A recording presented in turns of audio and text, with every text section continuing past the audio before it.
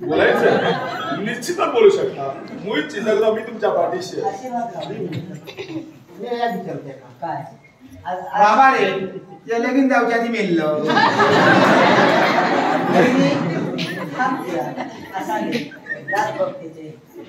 भाऊजी ऐका मी सांगते देवान त्याचे हात बांधले त्याचे दात कितके बाहेर बाजू तर पुढे राहतात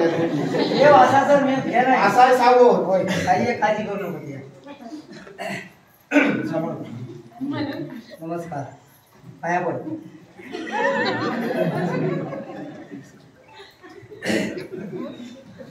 माका ती सांग कळ काढलं सांग बरे तुझी कळ काढलं मी तुला आता पाया पडलं नमस्कार घरा गेले. हा मी माझं काम करी होतं मी माझं काम करतोय माझा पोट भरतोय ऐकलं मा इलस माका भियलं तरी काय एकदा इलस माका काही वाटत परत इलस दोन बरं भियतो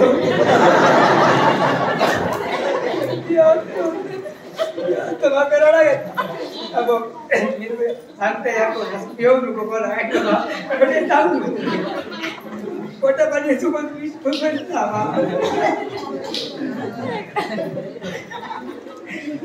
लक्षात ठेव परत तर येशी आणि जर भियायशी देव बघणार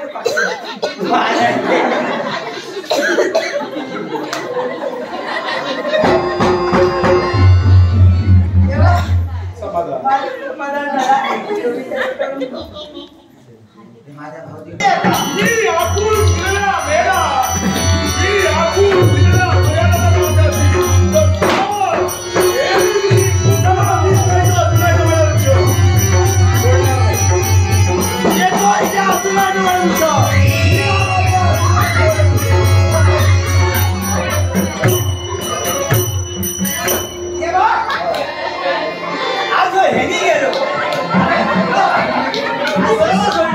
जागा त्याला दिलेली चिंता करू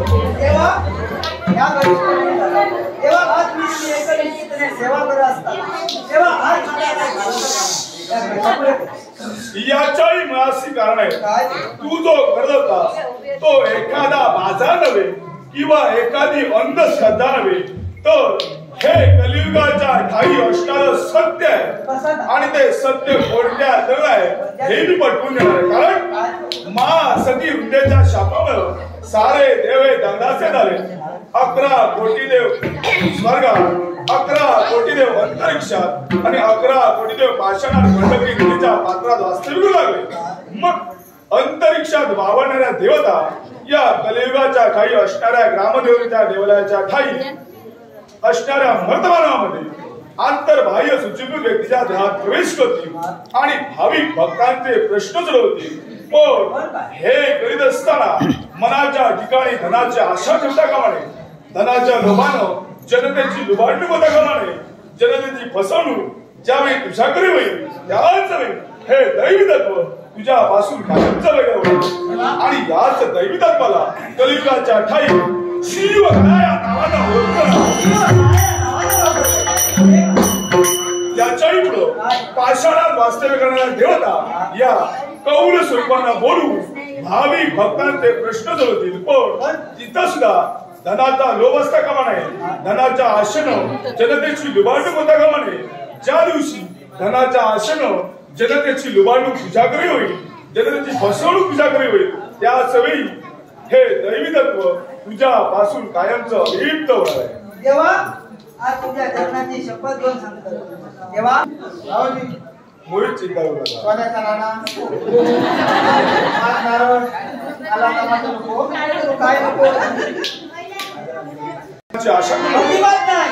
पण देवा हे राधा वहिनी घेऊन दे.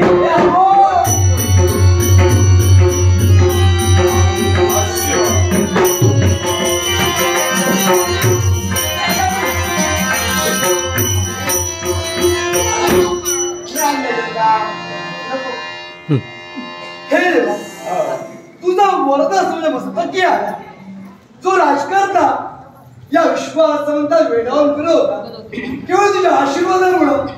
देवा पूर्ण अवस्थेत मी आलो, पण देवा मनाच्या ठिकाणी प्रश्न निर्माण झाला. असा कोणता? विश्वाच्या ठिकाणी धर्माचं रक्षण व्हावं, धर्माचं तेज राहावा, यासाठी धर्म रक्षती रक्षता, धर्म जयती ना धर्म, विश्वाच्या ठिकाणी धर्म प्रस्थापित करण्यासाठी युगाच्या ठाई देवतांनी नाना विविध अवतार धारण केले. मग सांप्रत आम्हा भक्तांच्या रक्षणासाठी आज या रूपानं देवा हे जर रूप तू धारण केले, देवा नेमका आहेस तरी कोण? मनाच्या ठिकाणी संभ्रम निर्माण झाला. सांप्रत यावेळी जी व्यक्ती इथं आले ती कोण आणि इथं का, या साऱ्यांचा उलगडा मी करणार आहे. तो कोणत्या धन असेल तर हे राजकर्त्या कळू लागल्या दिवसापासून आशवी शयनी भोजनी ध्यानी मनी स्वप्नी चिंतनी ज्या देवतेचं भजन पूजन आराधना तू केलीस, अरे तोच तुझा कैलासचा देव आज इथपर्यंत आलेला. कैलासचा देव कैलास पदाचा त्याग करून या मरत भूमीवर जेव्हा मानवांसाठी देवा तो आला, मग देवा तुझं मूर्तिमंत स्वरूप दर्शन न देता आज या रूपाला आला.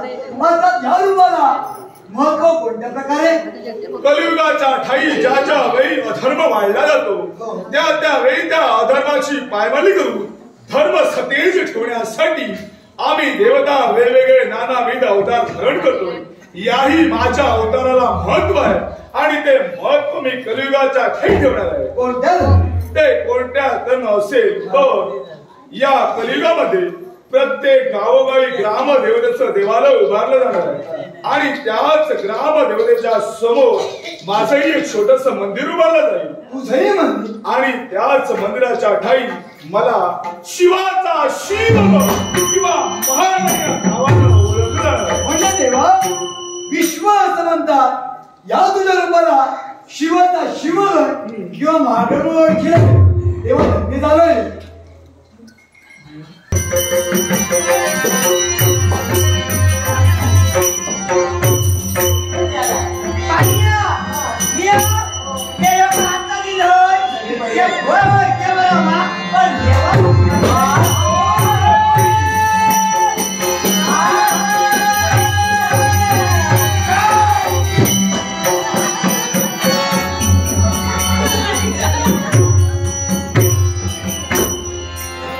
कुठेतरी पाहिल्यासारखं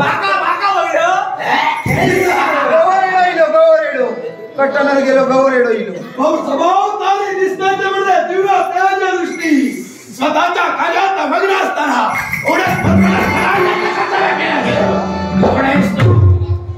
माझ्या भक्तांच्या बाबतीत तू अधर्माला करतोयस. अरे त्याच अधर्माला पायबांधल्या घालण्यासाठी या जगताचा रक्षक आज इथपर्यंत आलेला आहे. सुरेशिको संजय कैलासीचा देव हा तुझ्या घातासाठी याच कलियुगाच्या काही अवतार धारण करून आलेला आहे. म्हणून कैलासीच्या देवाला कैलास लागला मग त्याला ठेव. मला मारलं तर दूरच कुठेतरी 4 दिवस जगायचे असतील कैलासी पटोलीला पण यावेळी जर का अमेरिकी मराला बघितलं तर आज तुझ्या अमेरिकी मराला पाडणारी हरिला पाडले.